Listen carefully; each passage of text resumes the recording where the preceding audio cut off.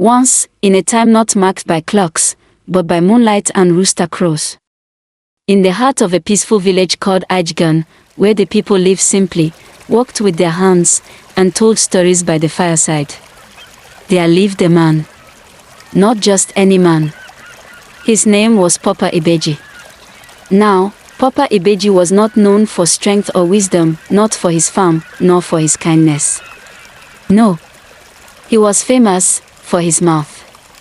They say he could talk his way into any party, any wedding, any naming ceremony, and always found a way to live with a belly full of food and a bag of meat. But never, not even once, did he offer palm oil at harvest. Never pounded yam at a funeral. Not even a tuber of yam to a sick neighbor. Yet, he always had a full plate. People would shake their heads and say, that man, if you see him coming, hide your pot. Then one day, something strange happened. A whisper blew through the village, carried by wind and gossip. The sky people are hosting a grand feast. Now, you must understand, the sky people were not ordinary. They were spiritual beings, tall, glowing, clothed in mist and starlight. They brought rain. They guided the sun. And once in a generation, they invited a few humans to dine with them in the clouds. But not just anyone. Only those with humble hearts, who had given more than they had taken, were ever chosen. When the villagers gathered to select who would go, names were called. Mama Titi, who shared her firewood with widows. Young Olamide, who fixed the village well with his bare hands. And Baba Ojo, the oldest man in the village, who had raised 6 children that were not his own. But guess who walked into the gathering, wrapped in his finest borrowed agbada, smiling from ear to ear? Papa Ibeji. My people, he shouted, arms wide. I had a dream last night. The sky people chose me. I was standing with them in the clouds, eating egusi and suya from golden plates. The people laughed. Some hissed. Others said, dream kale, pepper soup and I. But Papa Ibeji was not moved. The next day, he went house to house, borrowing a coral bead necklace from the chief's wife, a polished staff from the local herbalist, embroidered wrappers from the tailor's wife, and, most sacred of all, he convinced the village drummer to lend him the talking drum.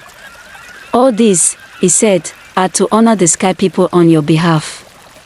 Dressed like a king, head high, Papa Ibeji climbed the sacred hill at the edge of the village, where the earth touches the clouds. And there they came. The sky people descended, tall and glowing, surrounded by mist. One of them stepped forward and said, we see honor in your dress. We see pride. Tell us, are you the chosen of your village? Papa Ibeji bowed low and said, I am their voice, their best, their offering. And so they carried him into the clouds. In the sky kingdom, he saw wonders. Rivers of sweet palm wine. Mountains of spicy jollof rice. Fried snails as big as yam tubers. Pounded yam so soft it danced on the tongue. The Sky King raised his hand. Before we eat, he said, we dedicate this feast to the one called all of you, the one who brings his people's blessings. Papa Ibeji's eyes glistened. He stood and said proudly, I am all of you. And then, he ate. He devoured. He cleared every bowl, meat, rice, porridge, pepper soup, and even the dessert of honey cakes. The sky people stared in disbelief. No word. No blessing. No mention of his people. Just chewing. And burping. Then the Sky King asked, where are your people? Papa Ibeji wiped his mouth and said, oh, they were not ready. Who gave you the drum? It is mine. I carved it myself. And the beads, the wrappers, the staff, gifts from the spirits. In that moment, the clouds darkened. The sky people no longer smiled. The river of palm in that moment, the clouds darkened. The sky people no longer smiled. The river of palm wine began to boil. The golden plates turned to clay. The honey cakes melted into ash. Papa Ibeji paused, fingers sticky with stew. He looked around, suddenly aware that the warmth in the air had grown cold. Very cold. The Sky King rose slowly, his eyes glowing like twin moons. "You lied," he said, not in anger, but in deep, ancient sadness. "You wore your village's honor like a borrowed cloth. You stole the beauty of others and wore it like skin. You took what was meant to be shared, and ate it all alone. You called yourself all of you, but you are only one greedy man." Papa Ibeji swallowed hard, not food, but fear. He stood up, trembling slightly, trying to explain. "My king, I meant no harm. It was just a little performance. A small acting. For the culture, you see." But the Sky Queen cut in, her voice like distant thunder. "Did you bless your village before eating?" Papa Ibeji looked down. "Did you carry even a grain of their goodness in your heart?" He fumbled for words. "Did you bring even a crumb back for a widow, a child, a friend?"